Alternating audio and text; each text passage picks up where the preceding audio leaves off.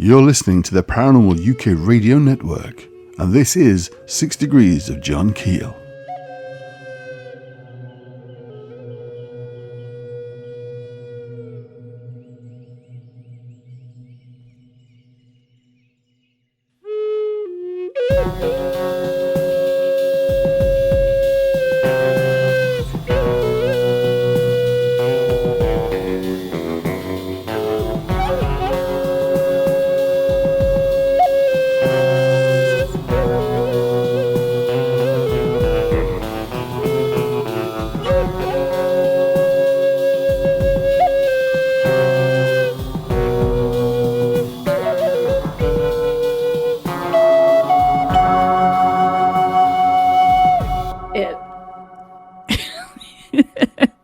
Hello and welcome to the 6 Degrees of John Keel podcast.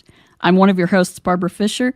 Tonight, coming to speak with me about paranormal films or the paranormal in film is Zoe Burdette.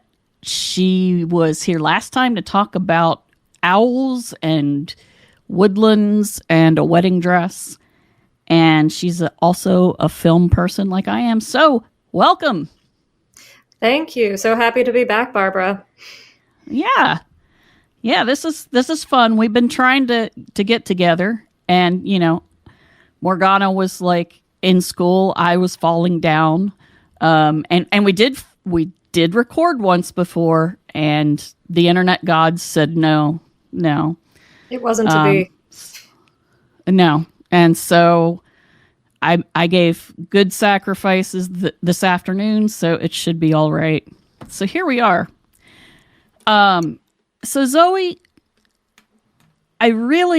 before we actually start on the individual films, what was your first film that you saw, whether in childhood or early adulthood, that really gave you the idea of paranormality in film and in life, that kind of bridged that gap for you between fiction and reality?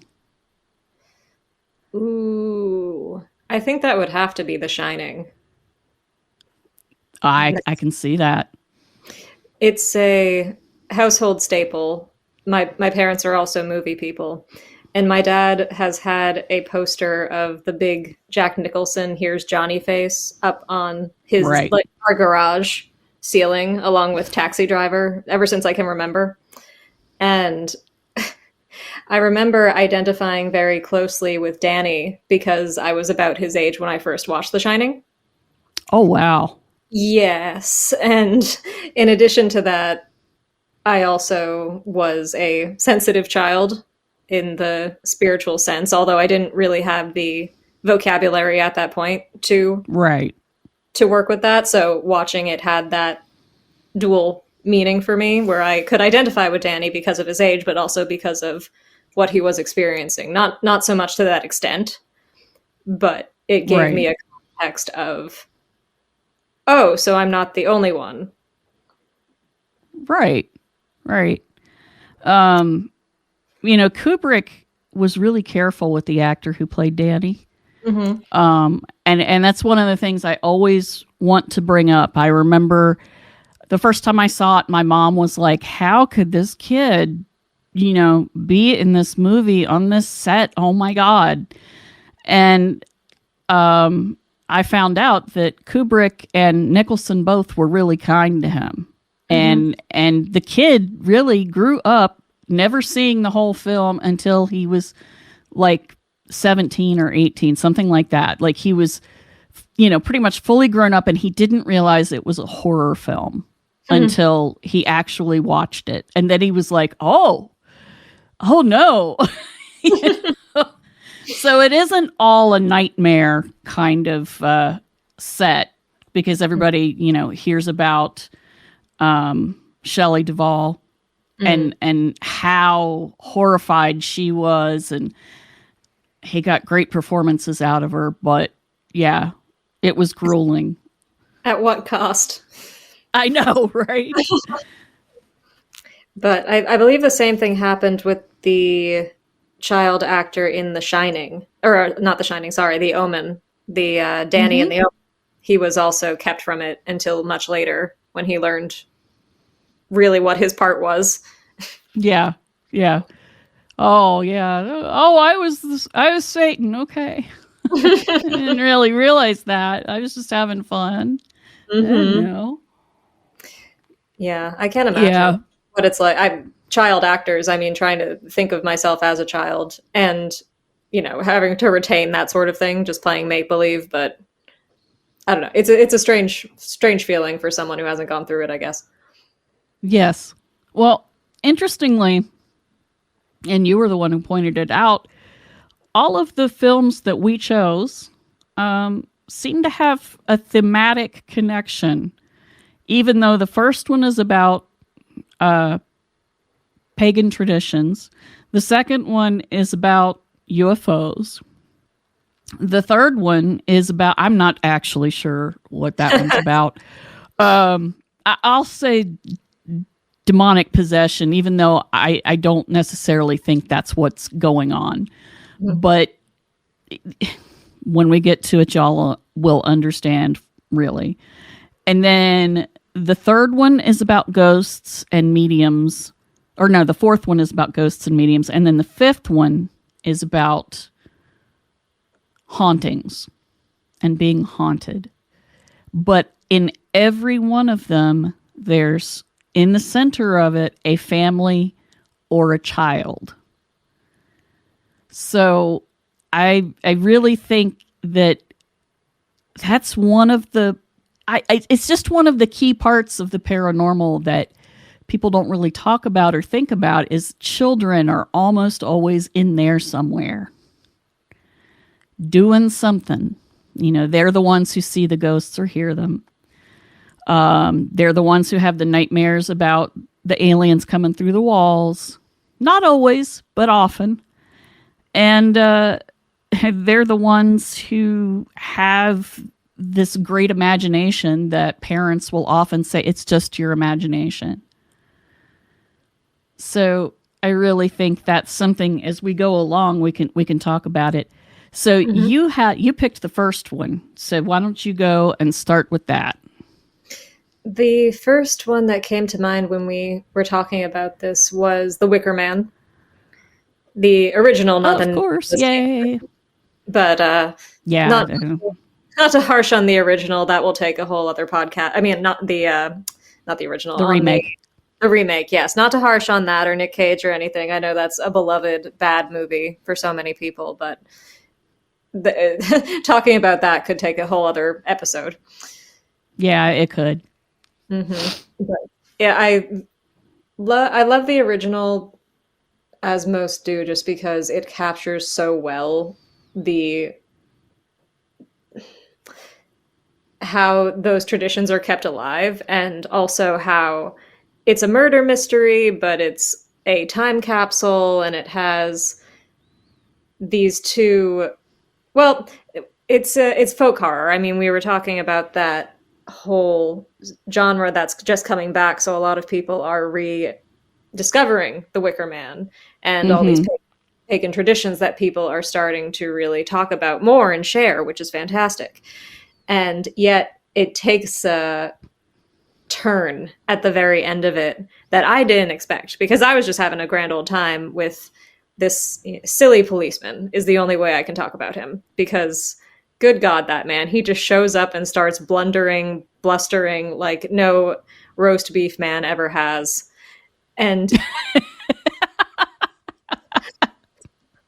for all the British procedurals we see now, and people love them, it's so much different than, like, I'm not sure, I've never seen one of those series if they had them from the 70s, but he shows up by himself, no partner.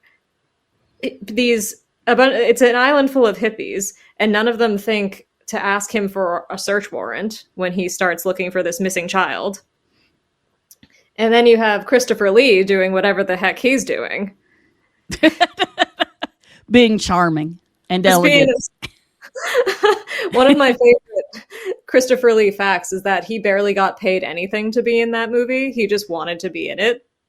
Yes. Yes. He wanted to be Lord Summerisle really, really badly. I don't blame him. I want to be Lady Summerisle. I know, And- right? To go back in time. World's most interesting man. But with that film in particular, it's always fun because for people who are rediscovering neo-paganism, or for people who have done it forever, just people who have either grown up in those traditions or know a lot about them, it's a fun little study of what it would be like if an entire pagan community could exist on an island off the coast of England and actually work. Because in form and function, it's still they have schools, they have town government, they have this whole thing, they have their lord, who's more kind of like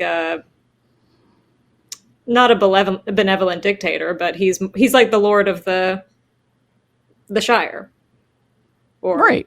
what have you. He's the Lord Grantham of Summerisle. Yeah. Yeah. But then you get this one loud Christian in there, and everything goes right to pot. Yeah. Yeah. Although it's really funny because it seems like the villagers, rather than being like 15 kinds of particularly upset about him, make it their business to make fun of the cop and pick on him and trick him and tease him. And they do the whole film. He gets razzed, and it is a bunch of hippies, but at the same time, they're mostly wearing traditional British, like, middle class and working class clothes, right? So they look like what he expects people to look like. They look like, oh, this is the pub owner, and this is the chambermaid for the inn, and this is the school teacher. So all of those, check out in his mind, but then they act completely differently. And he starts to, like, it's almost like he loses his footing when he realizes none of these people are Christian. None of these people are going to cooperate with him.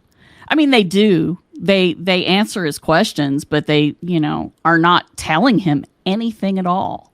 And it freaks him out. And he gets more and more weirded out. And of course, the part about him that really, even when I was younger and I saw it, I was like, how can he be so weird about sex at his age? What is happening with this man? I mean, people in Great Britain, people in Scotland have sex, okay? Otherwise, they wouldn't be sitting there on their island. There would be nobody there. So I know that maybe he just had poor luck with the ladies. Maybe he was in the closet. We don't know. But he was really, really just so uptight about all sorts of things.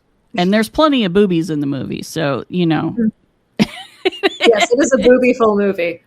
It is. I think that's why, Christopher Lee needed to be Lord Summerisle. I think that was part of it. Yes. Yeah, because he could very calmly, be in the middle of ladies fully naked dancing around him and talk like he was just having a wonderful afternoon to this crazy cop that's just completely losing it about the naked ladies. Yeah, I think one of my favorite scenes in that movie is when he goes out, he is having a panic, and then he goes outside and sees all of the young couples just screwing in the field to bless the field, and just completely, his helmet goes flying off and everything. I love it. It's so funny. And it reminds me quite a bit. I always think of the Monty Python's A Meaning of Life, when they're like the family next door, they're singing the sperm song, and then you have the Protestant couple, and they're like, "You're right. Oh, we have 2 children, and we've only had sex or intercourse twice." And this reminds me of that. Well, yes, but we could if we wanted to. Yeah, that's a good metaphor there. I like that. And it is funny. It is very, very funny. Now, I wasn't as surprised at the ending the first time I saw it, simply because of the title. Mm-hmm. Because I knew what the Romans had written about the Druids with what a Wicker Man is. Mm-hmm. And that it was supposedly you sacrificed people through it. So I knew a Wicker Man was coming up.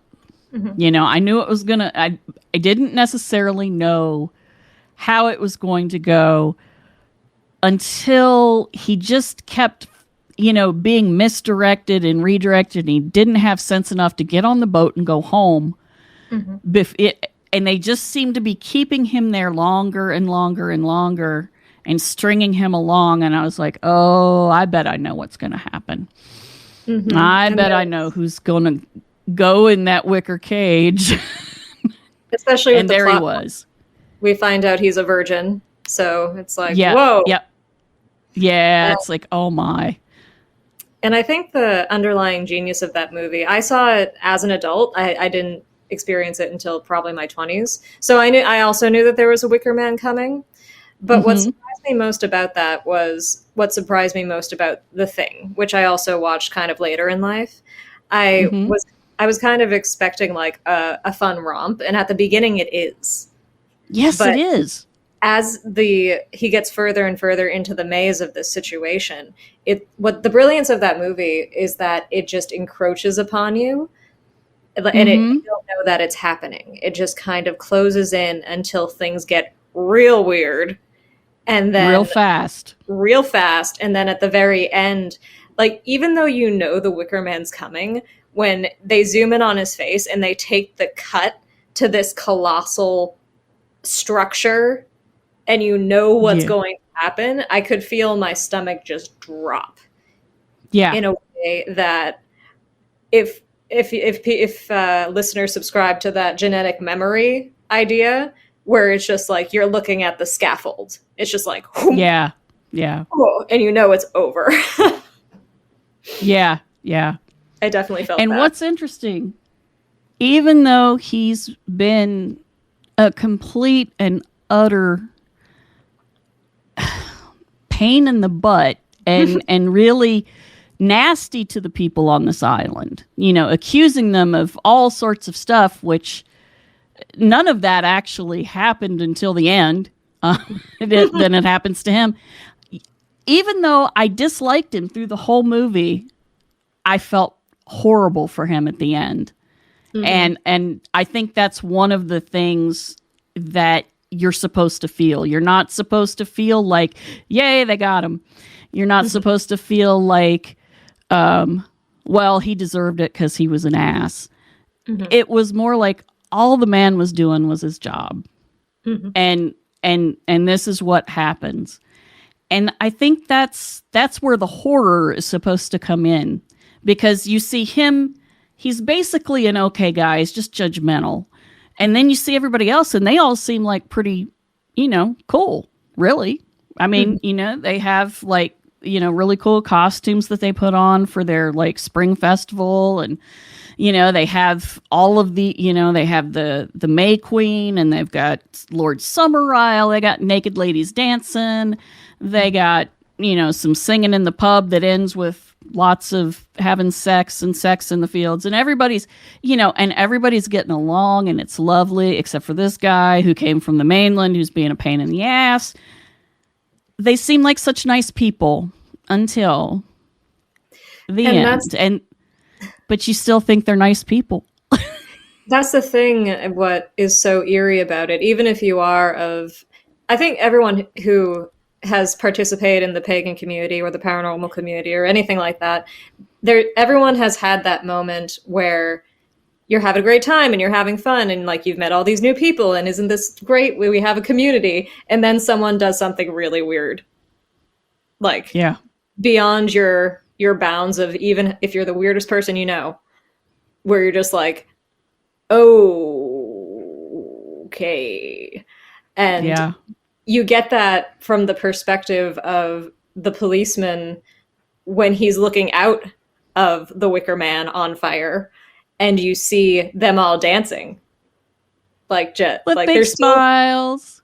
Yep, they're the sweetest people alive, but they are burning This dude alive. Yeah, and along with a bunch of farm animals. I feel so bad for the animals too. Yeah. Yeah. The animals actually upset me greatly the first time I saw it. I think I was like 17 the first time I saw it. Maybe 19, something like that. I was more, in a lot of ways, I was more upset about the animals because, of course, they have no concept. But then I was like, well, maybe it's, but you know what? They could have slit their throats and then put them in the fire. They didn't have to do that. It's like, just, you don't have to do it that way. The Romans didn't do it that way. Come on. I was just about to say what the Romans would have done. Yeah.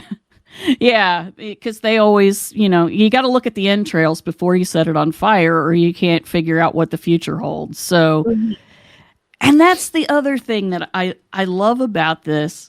It's counted as a paranormal movie, but in a way it isn't really. Yeah, there isn't much actual... I don't want to say there's not much actual magic goes in, but it's all ritual. It's all kind of the nuts and bolts of what goes into magic rather than... It's a show rather than a tell, because even though they're doing all of these, they don't tell you exactly why they do all of these other strange things that they're up to. They tell you why they have the Wicker Man and the May Queen and all that. But it's not... It's not quite like... Well, I think the other movie that's very much like it now is Midsommar, where they do tell you, but it has both the show and the tell, where they do explain it and they say, oh, well, this is why we do this and this is how we live. And while everyone gets more and more horrified, but you don't really get that with the Wicker Man. It's just kind of all these strange things. And I wasn't alive when it came out, so I can't have the perspective of someone who just goes and sees that movie cold, like goes to the theater because they have nothing else to do and they're just like, what is this? And that was kind of a lot of people's attitudes at the time when it came out. And then, of course, it became a cult classic because it is actually a good movie. It is well scripted. It's well acted. Nobody's particularly chewing the scenery too much. I mean, Lord Summerisle has a little bit of fun with it, but, not too bad.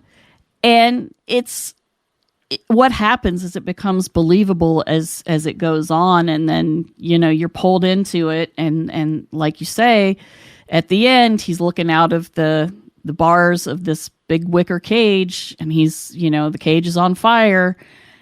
And there are those nice people dancing around him singing. And it's like, oh, how can they do this?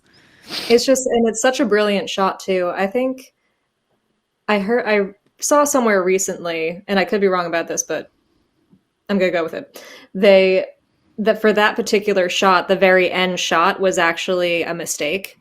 Like they did not expect to get the sun going down when it did. And the way that in on it was like, they didn't mean to do that, but it worked. So in addition to everything else, it's people forget that like that type of movie could only be made on film. So the editing and just the way that it was filmed, it's cinematographically fantastic as well. So so it's such a good start to that. Anyone who has asked me about folk horror, I'm like watch The Wicker Man. It'll give you an idea. It really puts it succinctly in your head as to what's going on. Because folk horror is generally not up in your face, splattery, smack you around. It's a slow burn that builds up, and then you're like, by the end. That is a really good introduction. I think the only possible paranormal thing that's in there is it Britt Eklund, who's the busty blonde who sings the song. Didn't she read tarot cards for the cop in the inn? I think so. It's been a minute. I'm pretty sure she did, and I'm pretty sure she did it without, setting up the cards first, because he came in and she pretty much was like, "Hey, let me read for you." Mm-hmm. And she pretty well accurately predicted. Now, of course, she knew what was going to happen. Mm-hmm. Or maybe she didn't. Maybe everybody wasn't in on it exactly. That's another thing. You don't know until the end.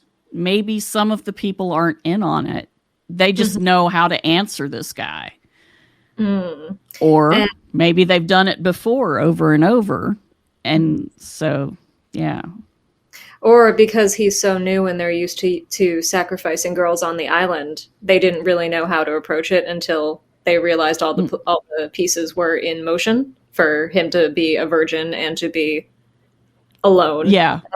To be able to just make him disappear. Yeah. Yeah. Yeah. So, yeah, and as far as the folk horror aspect goes too, what I like about it most, and this has been carried on, this is what I find is most successful with this genre of film that keeps being, like, people are starting to get it now. And you touched upon at the beginning when they're all razzing him.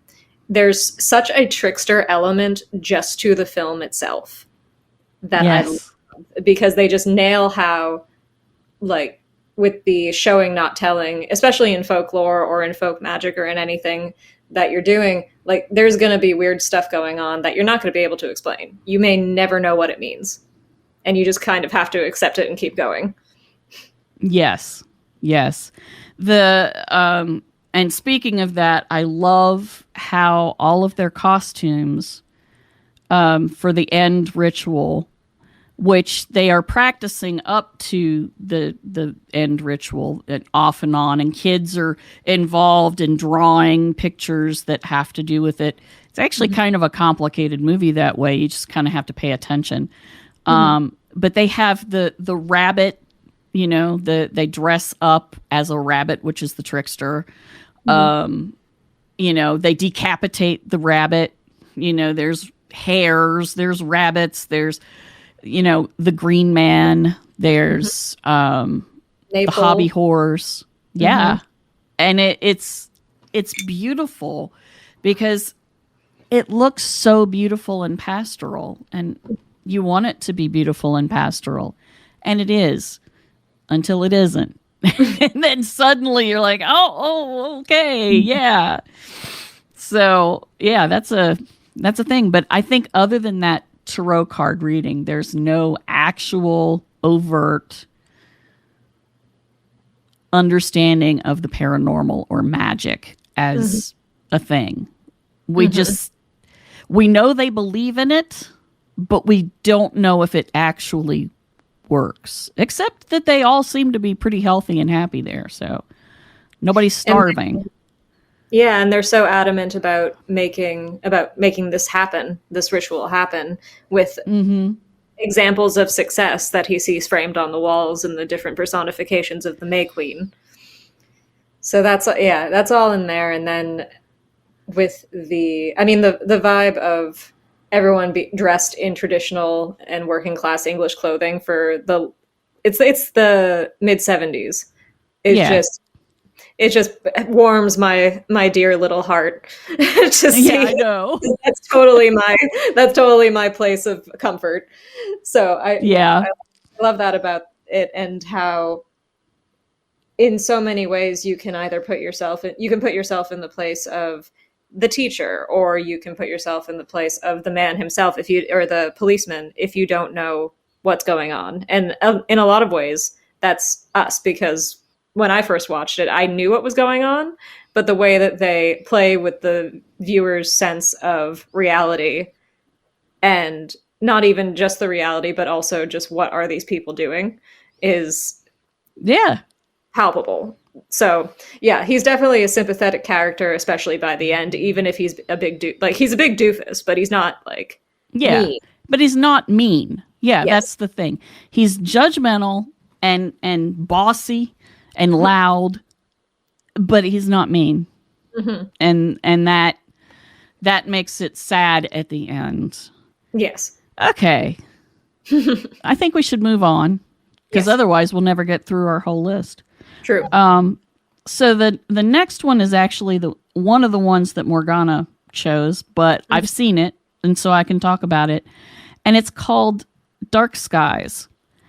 And this is a film. It came out in 2013, and it's a really weird film. Like you don't expect what starts happening, and they don't really market it as the kind of thing that it maybe turns out to be, or actually turns out to be. But at the beginning, there's all kinds of questions. So it's a family with two kids, a younger son and an older one. Dad's unemployed, and so he's kind of hanging out in the house all the time. And the wife is a real estate agent, and they live in the suburbs, and they seem like really nice people. You know, they really, this is one of those times when you look at the people involved and you go, man, they didn't ask for this. You know, as it goes on and goes on, it gets weirder and weirder. Now, this one does have paranormal stuff happening, and it really starts, I think it starts with a bang, but that's because I have a feeling as to what's going on.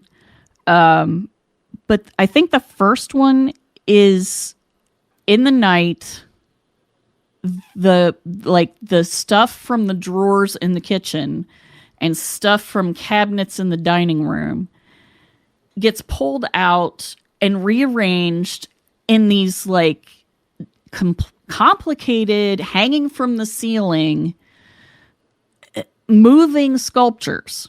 Like how else would you describe it? As it's like it's completely impossible, you know, and it's so cool looking. They did a great job with that, building on because it's like Poltergeist, the movie Poltergeist, where she turns around and all of the chairs are in a pyramid, the mother. Right. And that is it's a bit of an update from that in Poltergeist, like I think the dad's also a real estate agent now that I think about it. Yeah, he is. And the mom's a stay-at-home mom, but they seem like just a happy, normal family that this thing just happens to. And you're right, with the family in turmoil, it's and the young children, it's a very paranormal. Anyone who knows anything about the paranormal and Poltergeist is like, oh, they are primed to be. Yeah. Yes. And then they have these sculptures with just like impossible fit. Like these things should not be able to fit together the way that they do, but something has figured out how to do it, which is, you know, scares the hell out of them. And of course they check the doors, they check the windows, everything's locked, right? And so they decide that somebody had to have done it within the house. So it's one of the kids, both of the kids, or it was the dad, somebody sleepwalked, something, you know, but it's also very obvious to me that neither of the kids could have done it because they would have made noise, they would have fallen down. And it came together very quickly. One of the things I really like about this film is they play with shadows. They do it's if you've ever seen the original Nosferatu, they do that the director Murnau, F.W. Murnau, does that too, where you use a shadow to make the horror even worse. And it starts out, the shadow play starts out with a very simple thing, and it's the hanging sculpture, because it's hanging from the chandelier above, and it's wine glasses and bottles and pieces of kitchen equipment, and it's all hanging there, and it's kind of spinning a little bit from where it's hanging from the chandelier, and it casts shadows that look like a crop circle. Mm-hmm. That was the very first thing I looked at and noticed, and I was like, that looks like a crop circle. And in fact, I'm pretty sure it's one of the more famous crop circles. But I never did, like, go dig it up and make sure. If I was writing about it for film class, I would have looked it up, but I didn't. But that was a tell for those of us who are in the know about things like that. I think most audiences wouldn't have caught it. Right. And I kind of, I knew going in, because we had talked about it, what it was going to be, but that didn't matter, because the way that the tension builds in that film is so, again, kind of like the Wicker Man. It's just, it sneaks up on you. I watched it with my family, and my mother and I, when I watch movies at my parents' house, we both have a couch. My dad has his own chair. And my mother has a problem with flailing when she's scared. So we learned this when we watched one of the Paranormal Activity movies, and I'll never forget who screamed first. There was a jump scare, and we both screamed, and she like clocked me in the ribs. And, oh, wow. Yeah, it's just and this time I was surprised at myself, because the first time we see what's going on for real, like confirmed, like I knew what it was and I knew what was going to happen, but when the mom is walking around at night having heard something, and she goes into her son's bedroom and sees the tall gray standing over the bed, I shrieked like a little girl. And then my mother, so I scared my mother, and then she whacked me by accident just across the chest with a big thump, and we woke up my dad, who had inevitably fallen asleep, and it was absolute chaos at the Burnett house for a moment. And yeah, so I was surprised, because I'm not usually things don't usually get me that way, but that one did. And it did the same with me. Now, I didn't scream, but I did jump, and I was like, oh no. Yeah.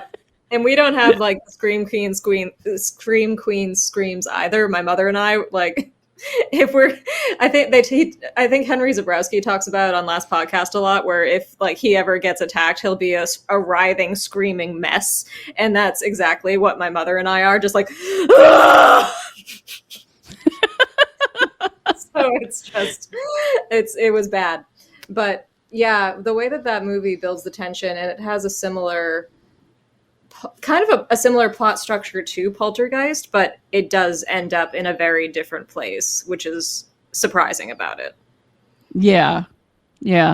Poltergeist almost ends happily compared to this one.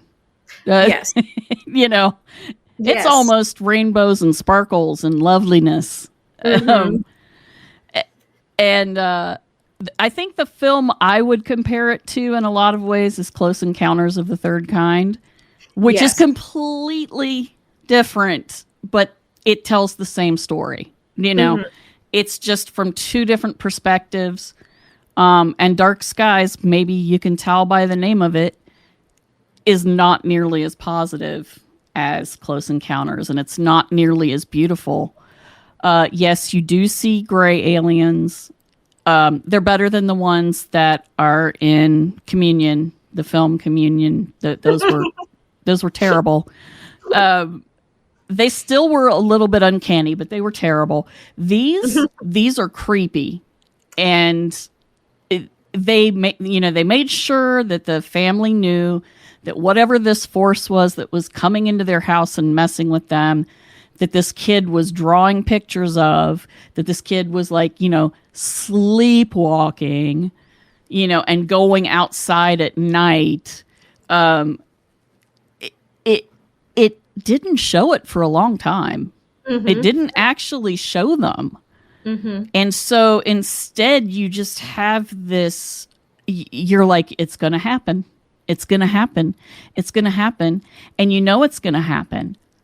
But the mom wanders around the house in the dark a few times before it happens, and nothing happens the first two times, So then you're like, well, maybe it isn't them.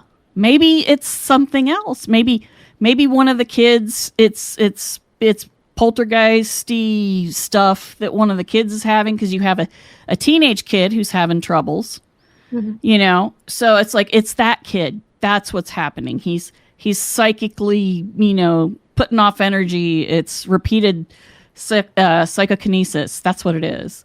RPK. That's what it is. That's what it is. And then no, it's not. Yeah. You know, no.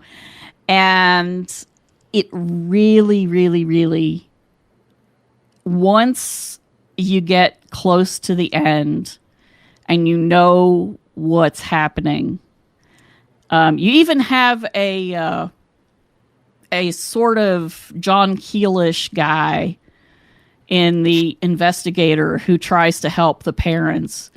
But he basically says, well, I can't really help you because they will do whatever they want. And which is the most realistic answer from a paranormal investigator I've ever seen in a movie. yes. Aside from the one in Paranormal Activity where he shows up like at the second showing after they've riled up the demon in their house, and he's just like, oh no, I can't help you, and just leaves. Time to go. Too bad I can't stay. I love that. I have an appointment with the exorcist right now. Sorry. We're going to lunch. You know, it was nice meeting you. Bye. Yeah. That would definitely. Yeah. I love the character that I always forget that actor's name. He's so good in everything he does, but he just played, and he has a bunch of cats. And he's just... I gotta look him up. I gotta look him up because it's bugging me. Yep. No, not the TV series. No. Why? While you're looking, I'll talk about just two movies that it really did remind me of, and I don't want to give away the ending in case because it was so. No. I never heard of this movie until you and Morganna brought it up, and it reminded me a lot of, just with the aliens and this tension building, the movie Signs. Yes. Say what you will about M. Night Shyamalan, I happen to be an M. Night Shyamalan apologist. I like a lot of his movies, even the ones that people think are bad. That's a whole other show. But Signs in particular was just so good at the tension building in that. And like they're especially the scene with Joaquin Phoenix watching like the children's birthday party. Like, yes, that scene should not be as scary as it is, and yet it but really it's terrifying. is. Yeah, and when the thing stands on, like he sees the thing standing on the roof, awful. Yeah. Awful. Like cornfields are scary enough. I don't need to see an alien foot in them. yeah. Terrible. That's not. Yeah. The actor's name is J.K. Sims. Yes. Simmons, and yes. he's wonderful, and he's wonderful in everything. Yes, and he plays a great paranormal investigator, and not even an investigator. Well, he is still an investigator, but like he moved specifically to investigate, I believe, but he has all these cats around that keep the aliens away. Yes. And that reminded me of a friend of mine who always had a lot of cats because the very first time she saw a ghost was her recently deceased boyfriend. And she said it was as if he was standing there. And it was like 3 days after he died in a car wreck. And he was standing there as if nothing had happened, and he was talking to her. So this was her first psychic kind of experience. And she was like, Ricky, you got to go. You can't stay here. You're scaring me, Ricky. You got to go. And her cat woke up and lunged at him, growling. And so she kept cats around her because she felt like they could see something happening before it happened and would scare them away. And because I asked her, I was like, I mean, I know that you love cats, but you know, this is a tiny apartment. Why do you have like 7 of them? And she said, I don't want to be without one in the room with me, preferably 2. and I'm not going to lock them in rooms with me. You know, they're allowed to go back and forth, but with that number and 3 rooms, there's going to be at least one. And I was like, oh, okay. Why is that? And then she told me, I went, oh, honey, that makes perfect sense. Oh my God. And it makes me wonder about that apparition of her boyfriend, because like normally with that sort of thing, if a spirit comes back and has to tell someone something after a sudden death like that, animals don't usually react that way. Yeah. Suspicious. Yeah. That was exactly what I thought. And I was like, are you sure it was Ricky? And she said, you know, it looked exactly like him. I said, oh, but, you know, if he was your boyfriend and was good to you, why would the cat go after him? And if you said, you're scaring me, you need to go. Like. Yeah. And she was like, oh, yeah, maybe it wasn't. Oh, but got to get another cat, you know. 2 of them are getting old. I got it again. I don't, you know. I was like, so maybe crazy cat ladies. That's part of it. I don't know. Yeah, there's a whole school of thought with crazy cat ladies. But I mean, the other movie it reminded me of that came out, I think, around the same time as this, was The Fourth Kind. Which, yes, it did come out near that time. Yeah, and it reminded me a lot of that, but good God, The Fourth Kind scared the bejesus out of me. Like, you know me and owls. So, yeah, them taking my beloved barn owls and turning them into evil, smiling alien owls was just not nice. Yeah, that's an evil movie. I agree with you. It's so frightening, and especially as a found footage movie, which again, I love found footage movies, but not everyone does. But the way that they did it was just so well done, as far as manipulating footage to make it presenting it as a reenactment rather than a straightforward movie, which like Dark Skies is very good, but it definitely has that Hollywoodification of, especially the mom. I was like, it was very distracting for me. Just, I know it's 2013, but to have a mother of 2 boys, one's a teenager, walking around in her her see-through wife beater with her nipples sticking out, like, yeah, that was weird. You know, trying to find them. Yeah, I know. I didn't like that either. I was like, just grab a robe, lady. Come on. Yeah, that's not her, and it's not her fault. It's, you know, it's the direction. But so there was that. But also in The Fourth Kind, they have Mia Jovovich playing, who is, you know, Resident Evil, Leeloo Dallas, one of the most gorgeous women, in my opinion, to ever be on the screen. Yes. And so there was definitely that element of it. But did you have anything else you wanted to say about Dark Skies? Basically, y'all should watch it. It's really good, and it has the paranormal in it. At the beginning, you do kind of go, is it paranormal or is it not? Is somebody playing games with them? What's happening?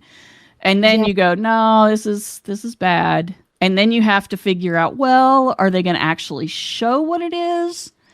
And then, you know, because she goes wandering around through the house with her nipples, looking at night to see if there's anything there. And then there's never anything there. And then finally she walks in and there it is. And you're, oh, yep, they're going to show it. Oh, okay. Yeah. And it does, especially for me, what struck me about it a lot was how it plays with a lot of the different tropes. I mean, we've been referencing like some of the oldest ones in the book, Poltergeist, and newer movies as well. It came out also around the time of Insidious. So it has a lot of element to it as well. And for what presents itself very much as a generic Hollywood horror film, it really did surprise me in a lot of ways, which doesn't happen a lot. Yeah.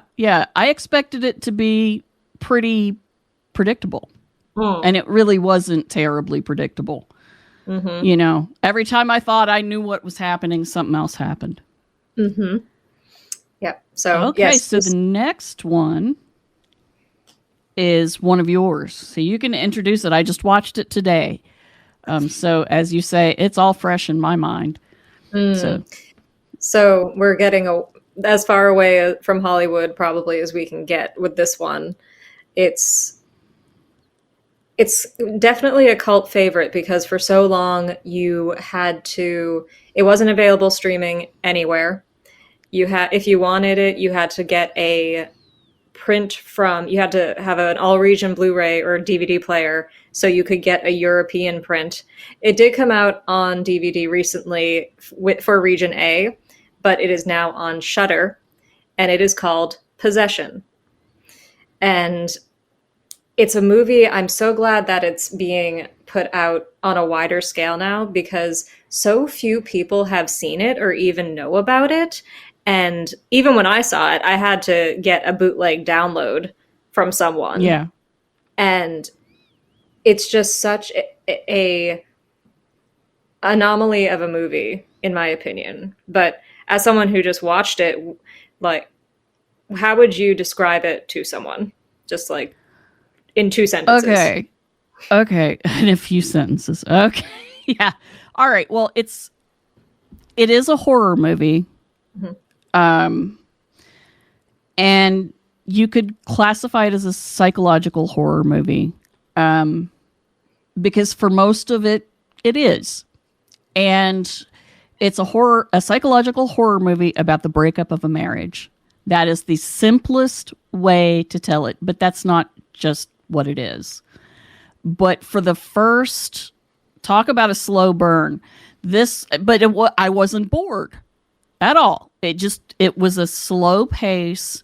And for a while, you're just like, well, it seems like they might be a little bit, they're really upset about breaking up, but they really should just call their therapist, maybe get some medication. Dude's manic, something's and you do get worried about them. Neither of them comes across as monstrous until a little bit later. And then there's just so much in there.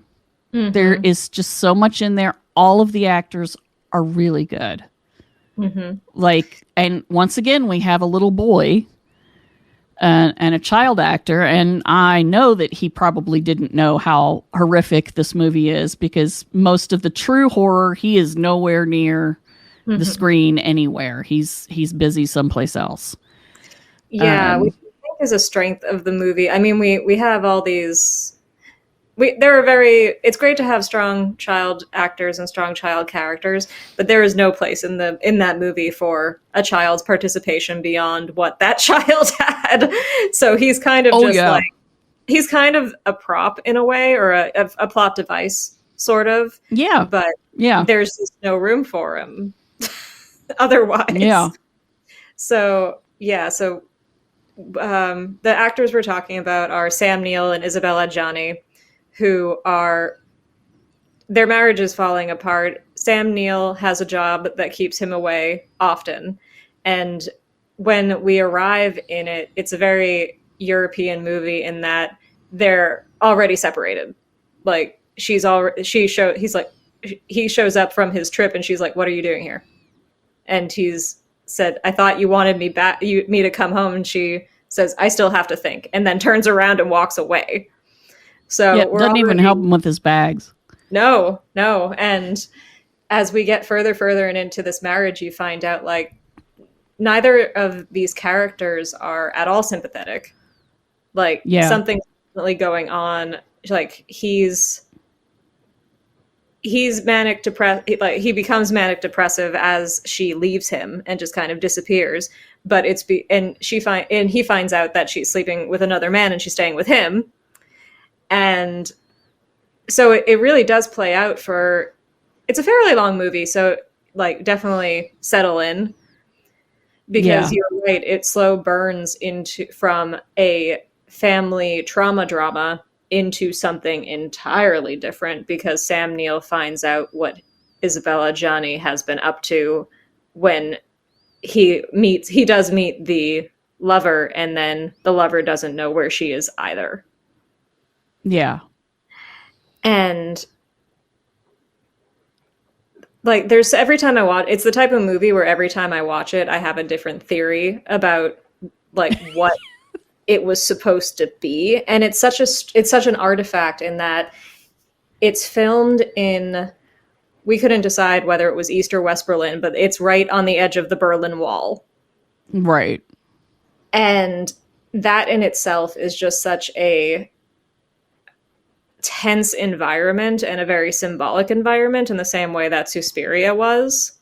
But of course, Suspiria is its own thing, its own world, but it does create that sense of enclosure. And division. Yes. And as this movie goes on, it just gets like the other movies we've been talking about, it just gets tighter and tighter and tighter until like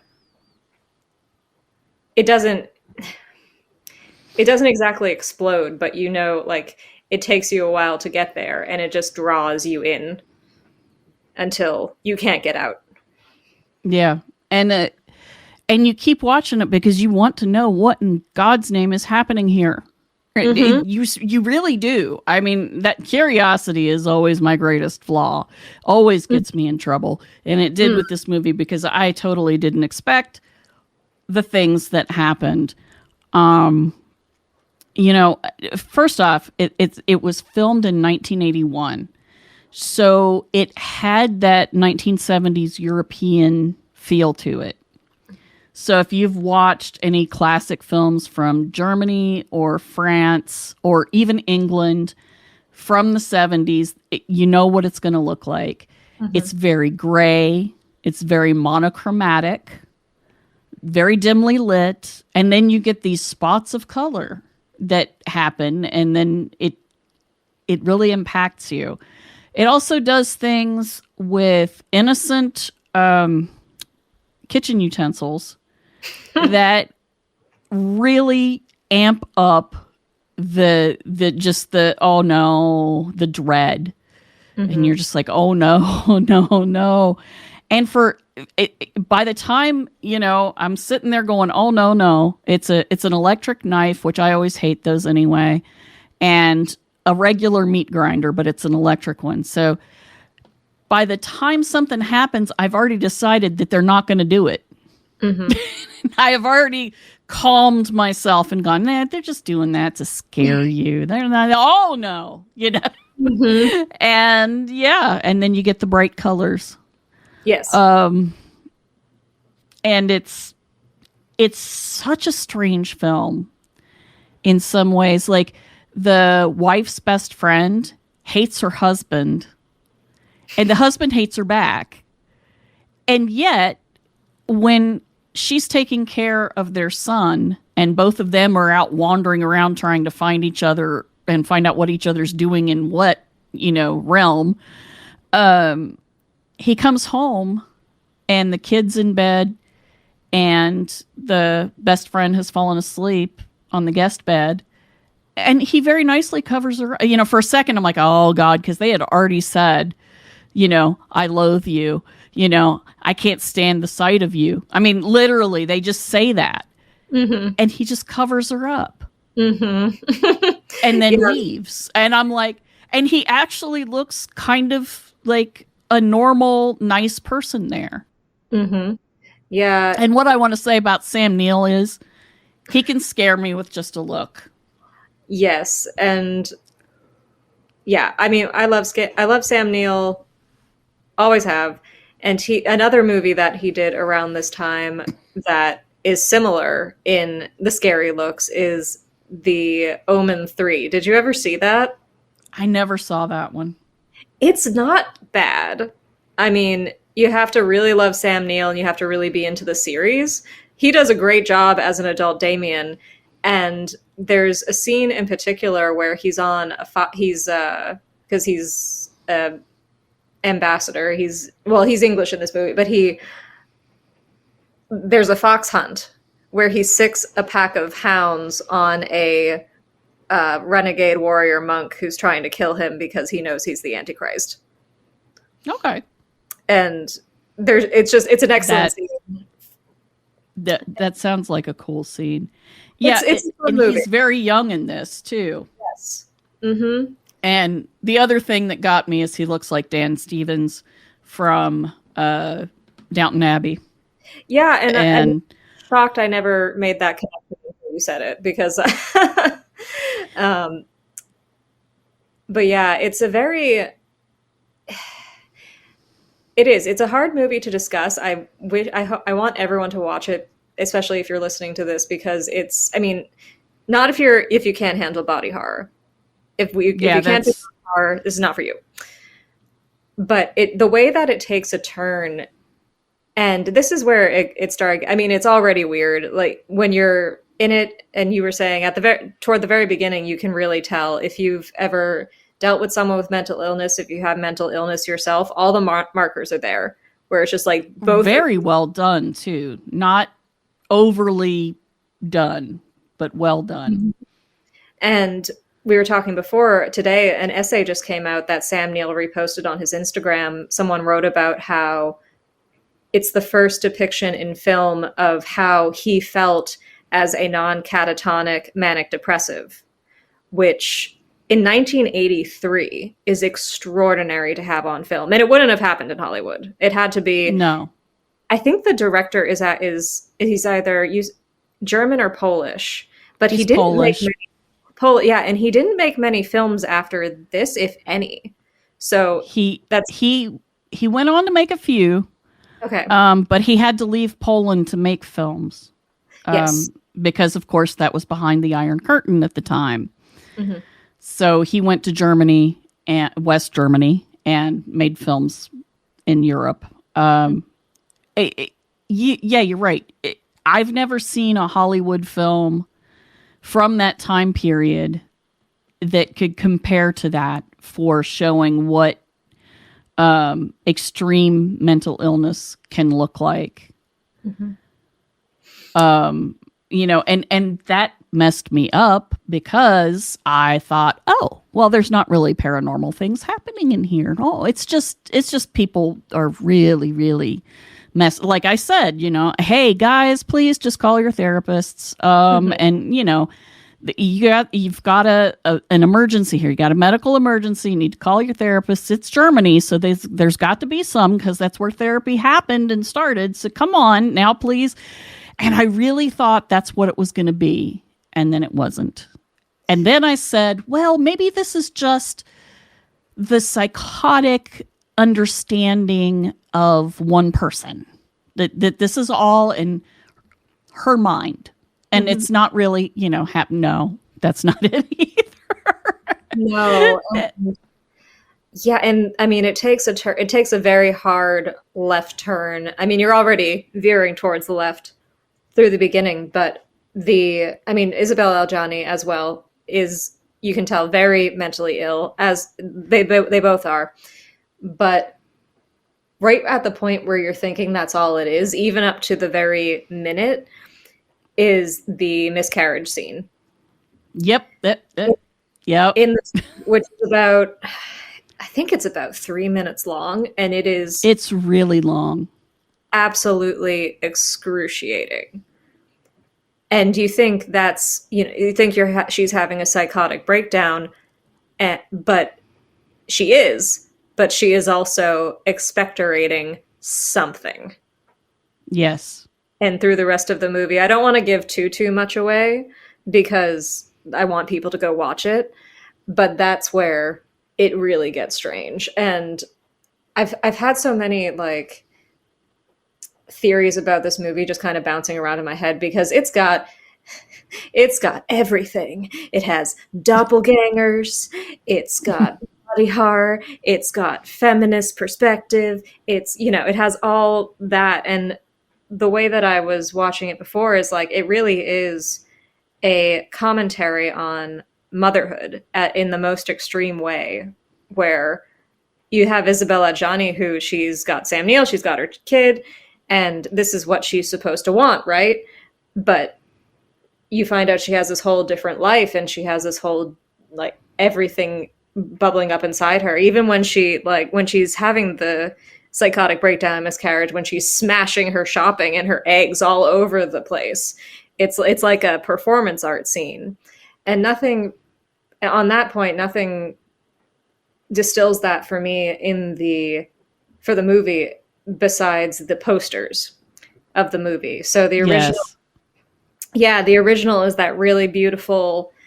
I forget the name of the artist, but he was a famous European poster artist who died recently, and it just shows like the upper torso of a woman with her head thrown back, and it's painted with a snake coming down, and like I think it's biting her breast. But then the American release of it was like it looked like a cover of Hustler. It had like this woman with her back to the camera, and it just like just a little bit of bum crack, and it's completely different than. I feel bad for whoever went to that thinking they were going to see a sexy nudie film and got possessed. No, it's like whoever took their date out on their first date out to see Black Swan, because it's a girls' movie. I mean, it is, but maybe not. In the way but yeah. But but watching it recently, I did get a lot more of like Jesus and Mary type of symbolism than I had. Yeah. Before. And this will all make sense for whoever decides to go and watch it. Yeah, it's worth watching, definitely. Yes. Although I did yell at the screen a few times, because I was like, no, it doesn't have to go this badly, y'all. It doesn't have to. Yes. Because even the lover in the film, her lover shows up at one point to try to talk to Sam Neill, and first off, he's a very touchy man. He's got his hands on either side of Sam Neill's face. I'm like, are you gonna kiss him, dude? I mean, that's fine with me. It's not gonna bother me, but it might bother Sam Neill. I don't know. His character's pretty on the edge, dude. So maybe you shouldn't. And then, the next time you see the man, he's starting to go a little bit psycho, and you're like, dude, somebody here has to have a doctor, y'all. Please stop. It doesn't have to go bad. It doesn't, but it does. It does. And even if they did, I don't know what the therapist would do at that point. I know, right? Out. Oh my God, her boyfriend in that movie. He's everything. I don't like digging on Americans because everyone does it. We don't need to do it to ourselves. But he's everything that like your average, middle class American dad would think of a European if they had never met one. Yeah. Like this just very fluid, open silk shirt, but still like completely manicured and immaculate, suave man who lives with his mother. Yes. And enjoys it. Yeah. Well, yeah. But you're right. He is kind of a stereotype walking around of a metrosexual, Euro metrosexual. Not American. No, definitely not. And yeah. And then you have Sam Neill the stiff. Yeah. No, that is a really good movie. Again, I don't know what to tell you except your expectations as you go along are going to change. And then you're still going to be going, what the hell happened here? And oh my God, what is, and there is definitely paranormal stuff happening because part of it, that's just not part of our reality. So thank God. Yes. And I'm hoping also, only adults need to watch this. Yes. I'm glad I wanted to mention that to you because I know that Fox is he heard the screaming. I wasn't going to let him watch it.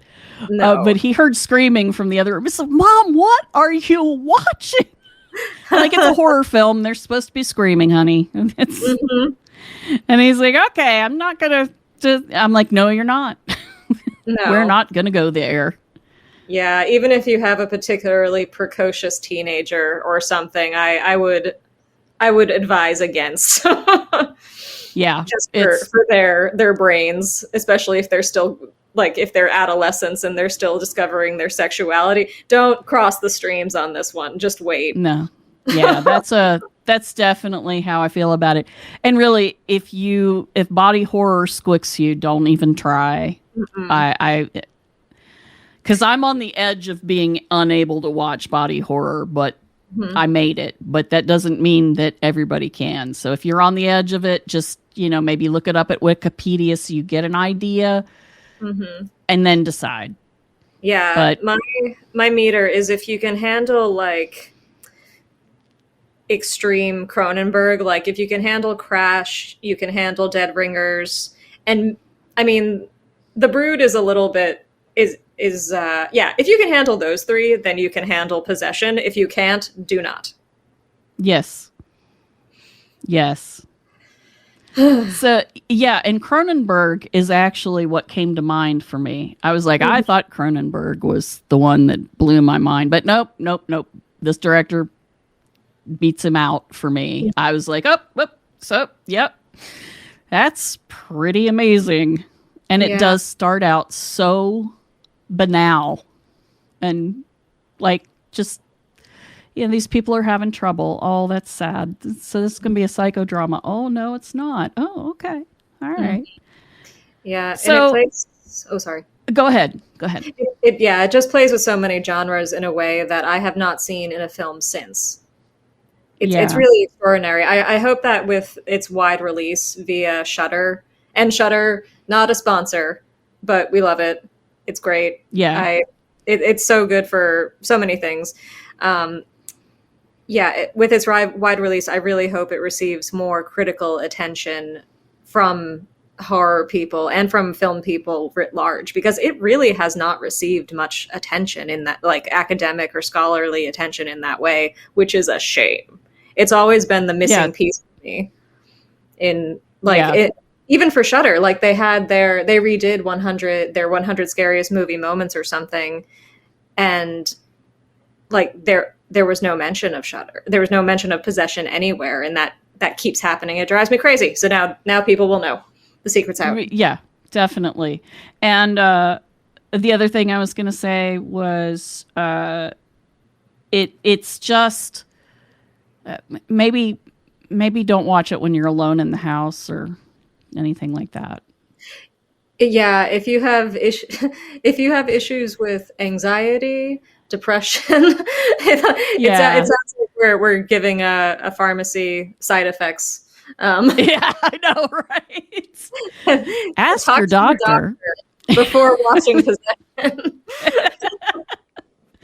Well, ask your doctor if Possession is right for you. Yeah, okay. Well, now that we've horrified people and hopefully gotten other people interested, there is a film that you can watch with your kid. Yes, and we're gonna come at that one next, and it's called Paranormal. And I did not think I would love this movie as much as I do. I thought it was just another silly animation for kids. It didn't look like it was going to be of the quality that I tend to like, because I do love animation and I watch kids' movies shamelessly. I have no shame. I will watch it. I don't care, but only if it's really good. I'm not that fond of Hotel Transylvania, stuff like that. That's just really geared towards kids. I like stuff that has some adult stuff happening in there. And Paranorman is one of them. And yes, it has the paranormal in it, not just in the title. It's about a boy who can see ghosts and interact with ghosts. And it's a really, it goes in so many places, and you think, oh man, this kid gets bullied, and he has one friend who also gets bullied, and his parents don't understand him and kind of poop on him. The dad, especially. The dad's kind of a douche. I just didn't like him. And he has a sister who is very, very shallow, and she picks on him for being a nerd. But by the end, the whole family comes together. And it's kind of like Bob's Burgers in that way. You look at Bob's Burgers and you think, oh my God, these people are all horrible. The kids are terrible. The parents are not great. But what comes about is they all love each other and they stand by each other. And that's actually how it happens in this movie. Mm-hmm. But, and the grandmother is super cool as well. Oh, yeah. Yeah, that was fun. Yeah. And Norman loves to watch monster movies and horror movies. So he's one of us. Mm-hmm. And he's always watching horror movies with his grandmother. And that's really cool. And I really love it. But the basic plot is there is a ghost in the town, which is a town known for having killed witches. So it's like Salem, but it isn't Salem. And their whole tourist thing is about witches and killing witches. So it's kitschy stuff, and that's what it is. That's their history, and they celebrate it. And that's interesting. But I digress. But the bullies in the school are particularly awful. And then you find out that there's supposedly a curse. And then you find out what happens when the curse actually happens. And you go, oh no, it's not just a story. It's a real thing. Mm-hmm. So it's an adventure.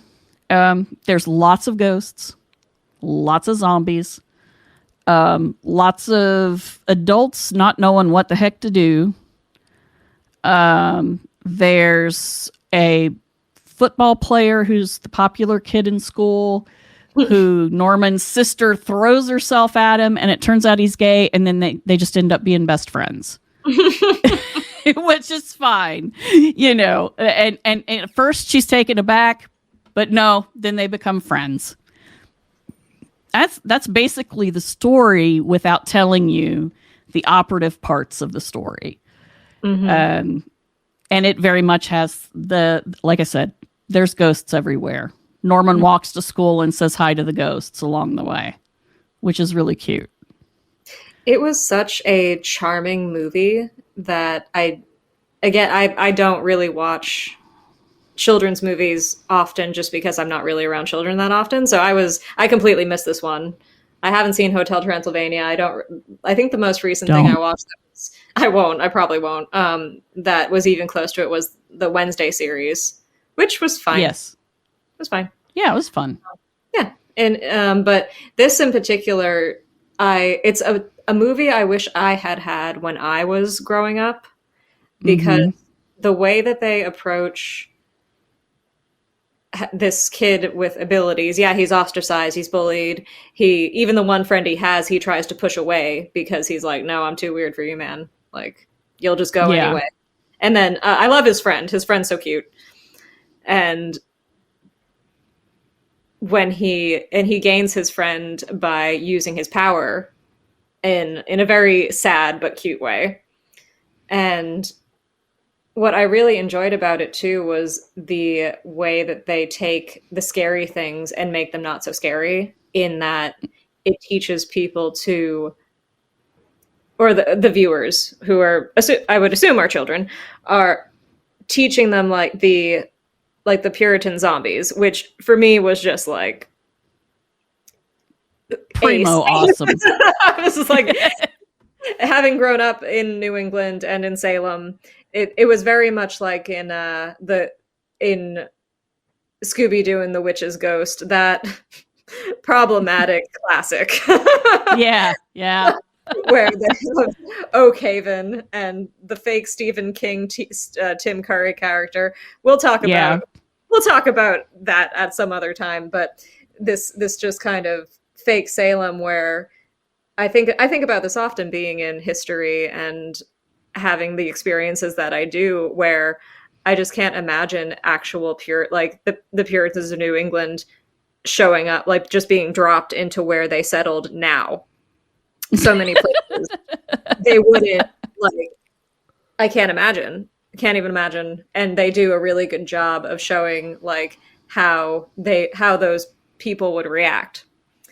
And then with the conceptualization of the witch herself, which again, I don't want to spoil it in case people want to go watch it, but the way that Norman sees the ghosts and the way that he learns to empathize with this witch and how she reconciles ultimately with herself is just so, Yes. It was so well done. And there's scary parts, especially for little kids, but very gentle movie otherwise, while still getting the point. Yeah. And it's funny. There's parts of it that are just bloody hilarious. Yeah. Great timing, great writing. They really did a good job. Yeah. And there are callbacks to Scooby-Doo, of course, because there's a van and there's the football player with the blonde hair. So there he is. Yeah. And it's just so much fun. It's worth watching. And I've seen it like 3 or 4 times now, because every time I saw it in the movie theater because Fox was too little and was too timid to see it. But Zach and I wanted to know, so we went to see it. We liked it, and then I had to take Morganna, and then finally we got to watch it with Fox and Morganna at home, and then we watched it again, Fox and I together, this past summer. So it's and you pick up little things every time you watch it that you didn't quite catch the first time. So it's definitely worthwhile. And I have to wonder too, as far as going back to my experience with The Shining. I'm not sure if I'll have my kids watch The Shining at age 7 or 8. Not sure. Yeah. Probably not.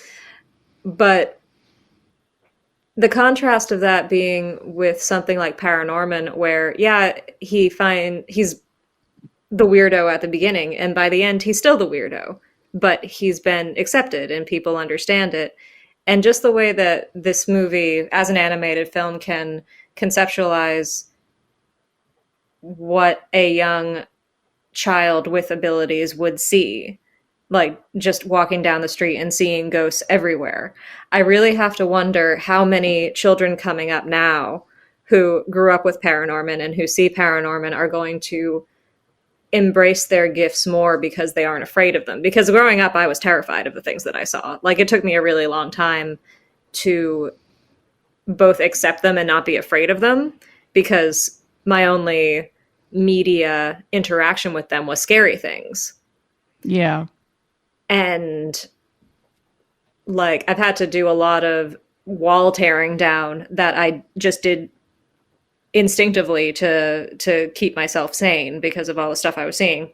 And there's still a lot of work to be done in that arena.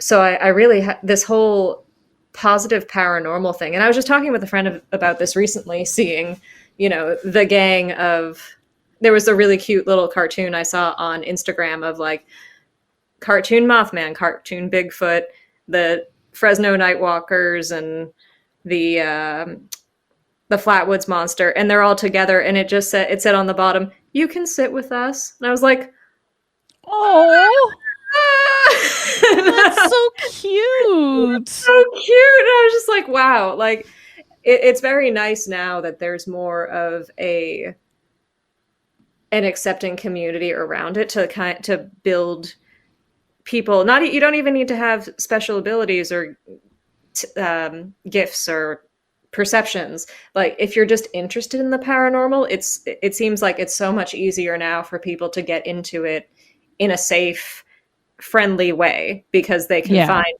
others who are interested.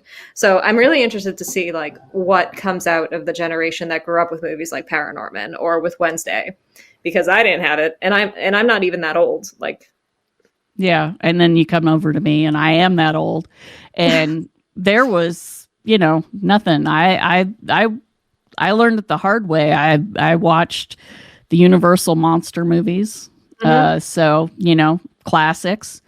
And my mom gave me in 4th grade Edgar Allan Poe's Tales of Terror. And and my dad watched World War II documentaries that had, lots of, footage from terrible places like concentration camps. And so I'm kind of hardcore, right? Yeah. And then people wonder why does she have nightmares and night terrors? I don't know. It's funny. Know. Paranormal was the first zombie movie I've watched in a really long time because in addition to loving horror, my dad loves zombie films. So I've seen all of them. I've seen so many zombie movies, but that's the only thing. I would have horribly intense zombie nightmares all the way through adulthood. And finally, when it came to, it was a combination of quarantine and like just being stuck in the house and all that we were watching the original George Romero's The Crazies. So we watched that. And then my dad's always like, creature double feature. And so we turned on the original Dawn of the Dead. And the scene where the girl is trapped in the storage room with the zombie Hare Krishna. Yes.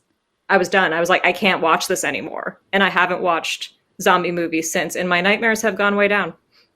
Well, there you go. There you go. So that's become my nope is zombies, because you need something needs to break. But I understand what you mean as far as like I think I may be the last, or very close to it, the last generation of kids who just got in that one section of the Dewey Decimal System in the library and went to town, because that was so much of my childhood, was just that one aisle. Yep, me too. And I mean, when you're let loose on that, we didn't. I probably read many of the same books you did, because growing up in like the 90s and the early 2000s, it was still hard to get those books, and what I had left was like stuff from the 60s, like 60s through the 80s, is what we all came up on. And it's just like maybe kids aren't doing the hard research now, but they don't have to be thrown in the deep end, and that's good. Yeah. And they don't necessarily have to, suddenly start seeing ghosts and not know who to talk about it, with. They have, the internet is fraught with danger for, children, young adults, and people, but still, there's good in the ability to reach out to somebody and say, hey, this thing happened. Why did it happen? And that's valuable. Very much so. And I think, there's definitely the evils of the internet and all that, but I think there are so many people, especially like in podcasts now. I mean, you have people like Tim Renner, and even to the extent the Sasquatch Chronicles and your podcast. Yes. I think there are enough responsible, paranormal loving and weird stuff loving adults that because we are a community, if you see someone doing something weird, there'll be 3 adults who are on them in a second. Even on the internet, I see it all the time, and it gives me such hope, because it's like, no, do not just form a circle around the child and usher them away. Yes. And it happens more often than not. Yeah. And I appreciate that very greatly, because that's another thing we didn't really have. We didn't know who we could talk to. I talked to my librarian. She was my safe space lady that I could talk to, and she was very non-judgmental. So that was helpful. But most people didn't have that. Yeah. God bless. Yeah, God bless the librarians of the Townsend Public Library. A lot of them are still there. And just the nicest ladies, who, especially in the children's library, because they had the scary stories to tell in the dark books. Those are great.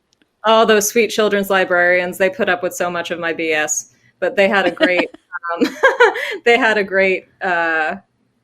paranormal selection for children's books, surprisingly. So it was just meant to happen.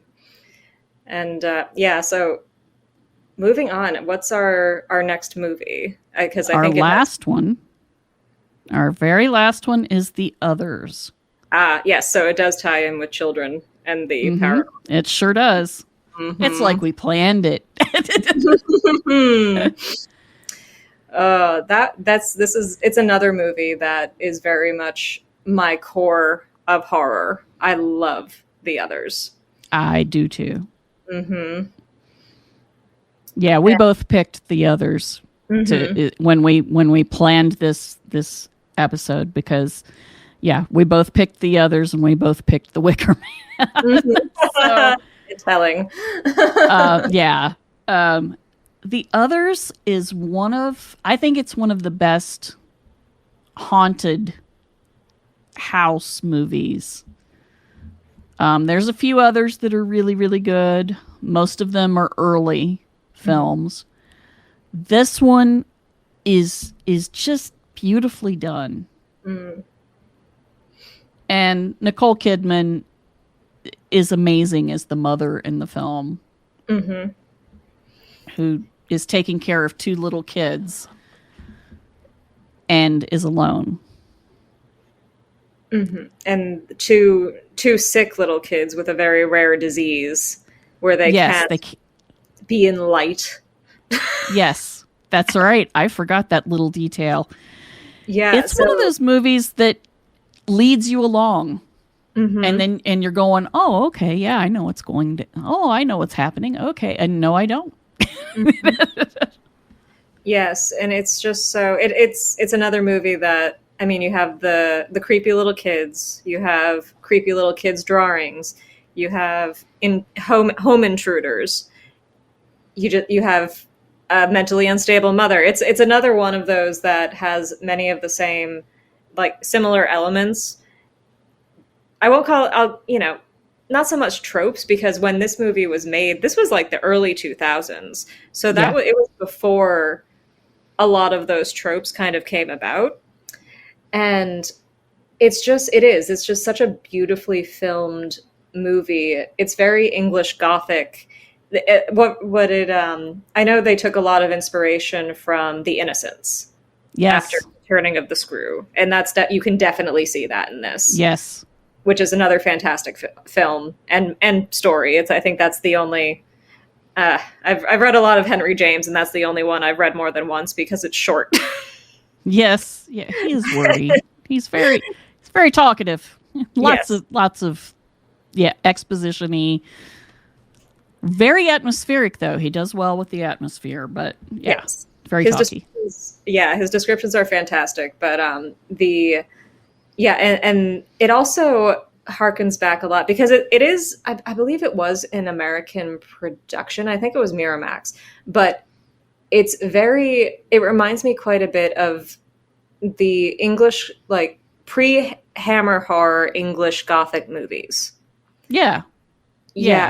As well as the stories of, like, M.R. James and that sort of school of thought. And it's a it's a post-World War II movie where Nicole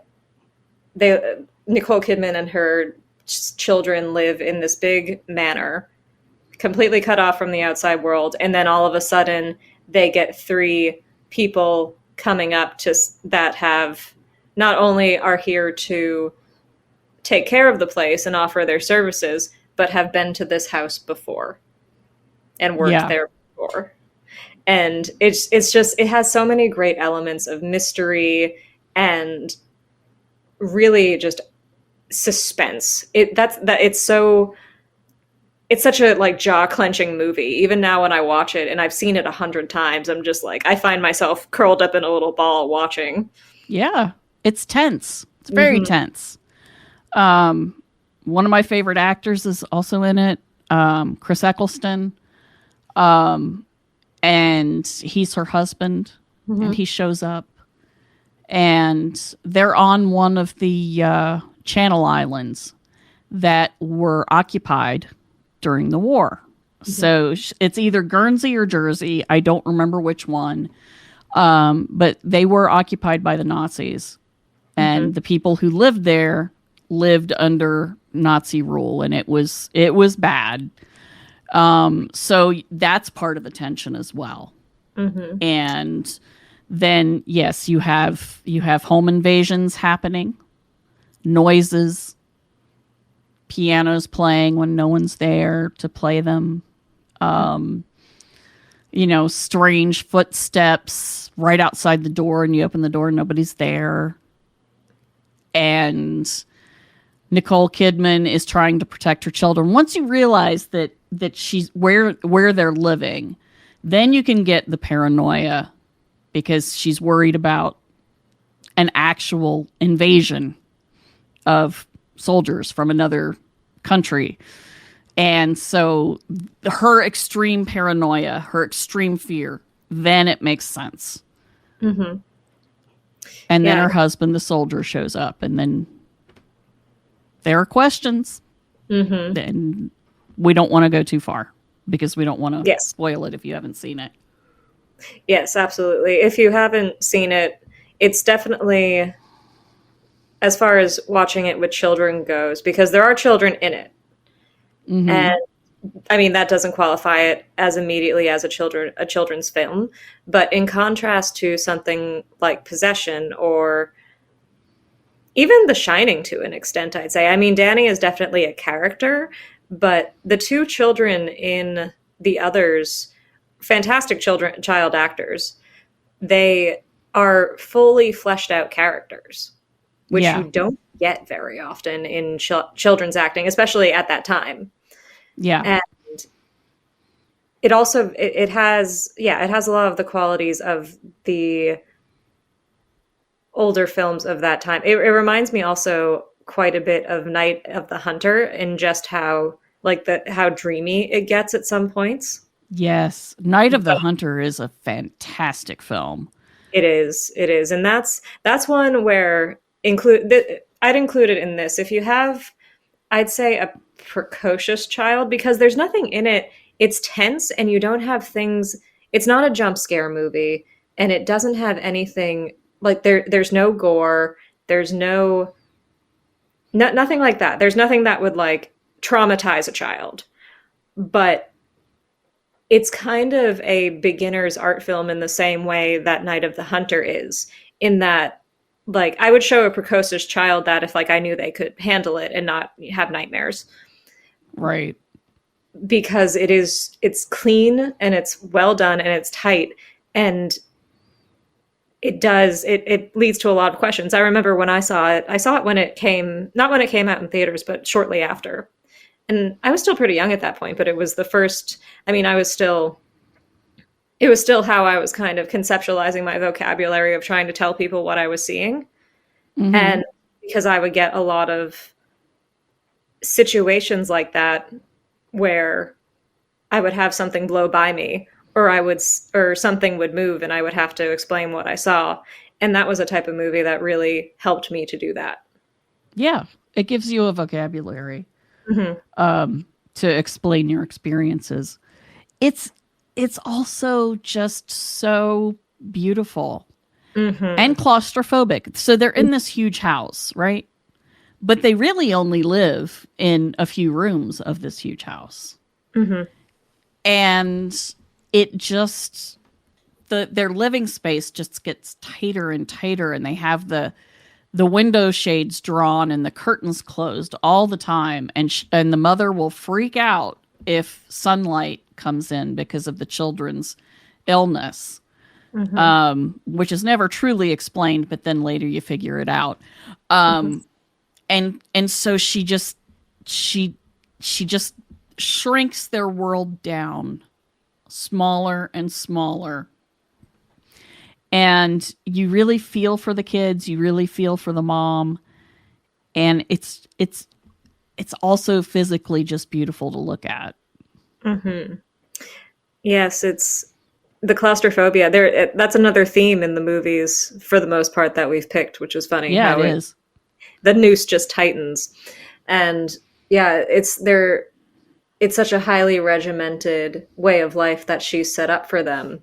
Like not only does she close the doors behind them everywhere they go, she locks them.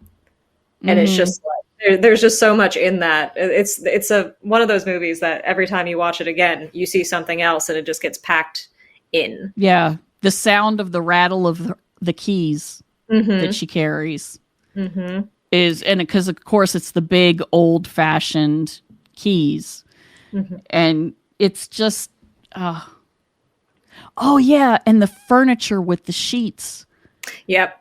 Yeah, there's a lot of Trump there. Yeah.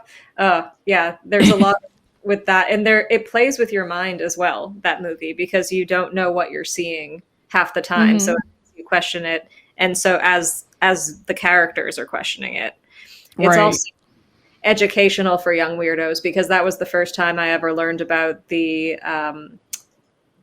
memorial photos. What are they called? The photos in Victorian days when they took of the dead. Yeah, the postmortems. My postmortem or memorials. Yes, and I had never known about those. I have since seen many. I've sold them. I've brokered them. I don't like them. Yeah, they're something else. I understand. I get it. I understand the concept, but that's just not my field of collecting. Yeah, no. And there's also the invisible mother photographs where the living child is sitting supposedly on a chair by themselves, but really the mother is in the chair with a sheet over her holding the child. That is a messed up. that one bothers me almost as much as the post-mortem ones. I think because it's just a little bit, why don't you just have the mom sit there and hold the baby and just take the picture? Why do you have to put her under this shroud? What is the logic here? There isn't any. I don't understand it. Maybe they just wanted the baby and the mother didn't want to be in the photo? Maybe. But it's kind of a whole genre of photography. So who knows? Yeah, that's true. Yeah, mine is, I mean, I'm along with zombies, my embarrassing fear, because I deal with so many macabre things. Like, I have friends who work for cemeteries and people who collect human bones and different things. And my thing is wet specimens and dead bodies. I can't handle. Yeah. So, yeah, the postmortems are right out to begin with. But what gets me the most is when you get the postmortems with a living person in them too. Like, they're posing with the body. Yeah, or a series of people in it. Yeah. Oh, and that's something I have to reconcile with my whole, because I'm very death positive and I'm working on it, but I can't, like, being that close to a corpse would be a no for me. I think the difference is, of course, is they had funerals at home and they were more in touch with death as a reality and a thing that was dealt with at home than we are. And so far be it for me to ridicule you for having that feeling, because it's considered fairly normal in our culture to be squicked out by that. So yeah. Yeah. And I conceptually, it's a thing I know of, and I support, like, I know Caitlin Doty, she supports the idea of people having burial or having wakes at home. And I do too. And, like, washing the body and spending time with the body. I fainted in my high school biology class because I had already cut through the breastbone of a frog. And then some people had the fatal pig. And the last thing I remember is one of my classmates asking the teacher if they could open the pig's skull and look at its brains, and I hit the floor. Yep. Okay. Yeah. You don't. Healthcare is not the job for you. Don't. Just don't. It's indeed not. No. So, I mean, we've gone off course, but yeah, definitely watch the others. If you're into ghosts, if you haven't seen it, don't look up the ending. No. just watch it straight through. It's not going to be like Possession where, we had to go through the, body horror, this, that, the other thing. It's not going to get you that way. Yeah. Little to no it's trigger definitely. warnings on this. No. Yeah. No, it really is. It does come across as a psychological horror film, but it's the concept of being haunted and haunting. And it's just a beautiful film. And Nicole Kidman is great in it. And the kids are really good too.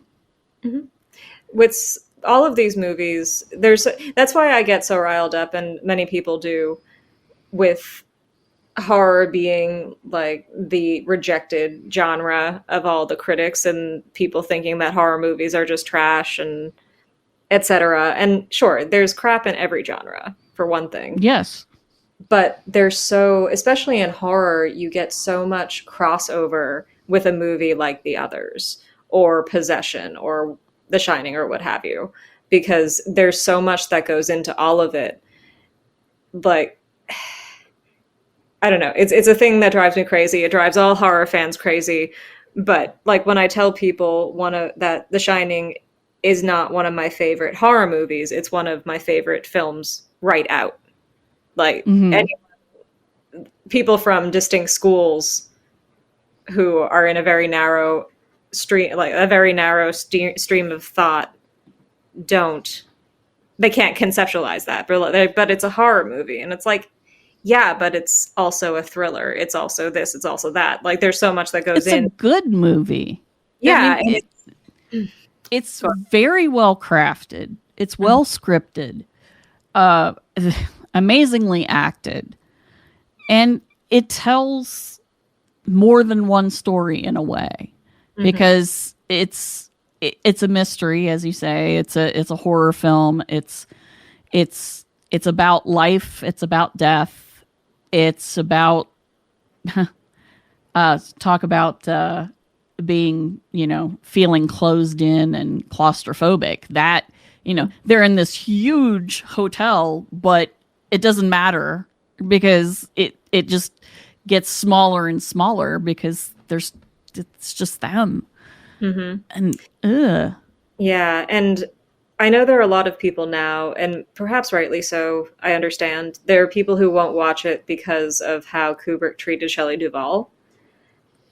And I can understand that perspective to a certain extent, but if you're a true film lover and you just want to experience, like, if you really care about movies, you have to set that aside, because otherwise you're not going to be able to watch a movie until movies were made incredibly recently. You're not going to be able to watch movies because there's one director, there's one actor, there's one something that did something awful. Yeah. And you have to learn to separate the art from the artist in that way if you want to experience media or film as an art form. Yeah. I know you know this. I'm just saying in general. Yeah. Yeah. That's something I hear a lot from people who are like, "Oh, I won't watch that because this director did this." And it's just like, but they'll still freely criticize it. It's like you can't criticize the work. You can't criticize the book if you haven't read it. Yeah. And that's basically how I feel. I don't care if you don't want to watch it because of what a director said, did, whatever. I don't care. I mean, I won't watch, somebody says I won't watch Polanski because, of what he did to the 13-year-old girl. Fine. I don't have a problem with that. But don't criticize the film. You can criticize him all you want. That's a matter of public record. You can go, he was a terrible person. He's still a terrible person. And I'll nod and go, yep. But you can't say, well, Rosemary's Baby was a crap film. Right. Well, unless you saw it and you thought it was a crap film, you can't say that, Yeah, it does not affect the art. It does not affect the film. It doesn't affect any film. Like, I think, what was it? We were talking earlier about Nosferatu, the one with Klaus Kinski in it.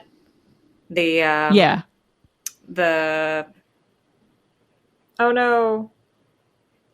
The German director's just name went right out of my head. Oh no. It's getting late. But It's not the Murnau film, it's the remake. yeah, the guy. And I'm not getting his name. Werner Herzog. Werner Herzog's Nosferatu. Yes. Yes. And yeah. How can I forget him? I know, right? I was just, it just, I love Werner Herzog. And my brain just went, no.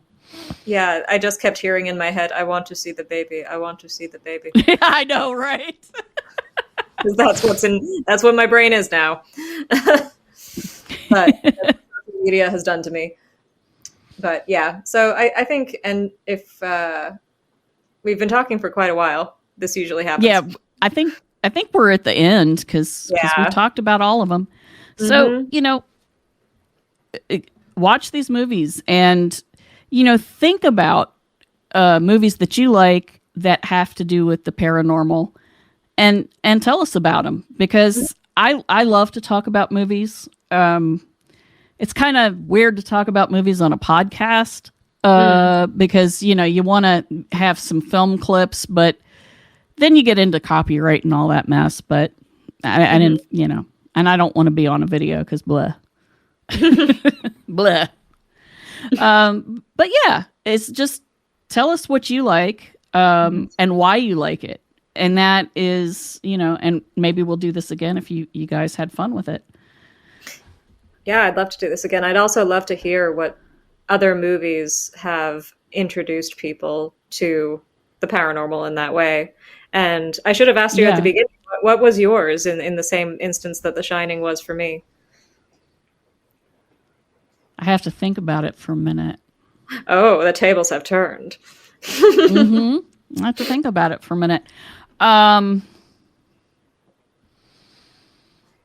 See, I would honestly say it has to be one of the Universal horror films. I think it was probably Bride of Frankenstein because I saw that before Frankenstein. And so the whole concept of bringing the dead to life came from that film in my universe. And then I went from that to reading Mary Shelley. And then another one that I saw really early on would have been The Black Cat with Vincent Price. Yeah, we watched like horror movies with my cousins like every weekend, just about. So I was seeing all this stuff and, it generally didn't bother me because it wasn't World War II. That was actually happening in front of me. So it was much more easy for me to deal with. I was never afraid of monsters as much as I was of other people. Yeah, that's fair. I was always more ghosts. Ghosts have always been my thing, but I too grew up with the Universal horror, especially Frankenstein, and The Mummy was a big one for me. Oh yeah, that's a good one. Yeah. I have such a soft spot for The Mummy in general, but that was the first time I remember very clearly watching it in my aunt's living room because she had the VHS, where at the very beginning when the handsome young archaeologist just cracks. Yeah. I remember that striking me very deeply as a kid where I was just like, oh, he's gone wrong. Can adults do that? Does that happen to adults? Yeah. That'll mess up your worldview right there as a kid. Oh, sure adults can totally lose their crap and run around being all, ugh. Yeah.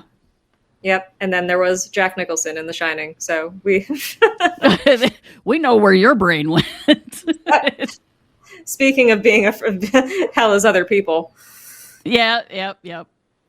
Yeah, and that's why The Shining did frighten me when I finally did see it. So it was him. Now there were ghosts, but they didn't scare me so much as he did. Yeah, except that dog man and the man in the tuxedo he was blowing. Yikes. Oh yeah, that is some. That was just me going, what? Where did that come from?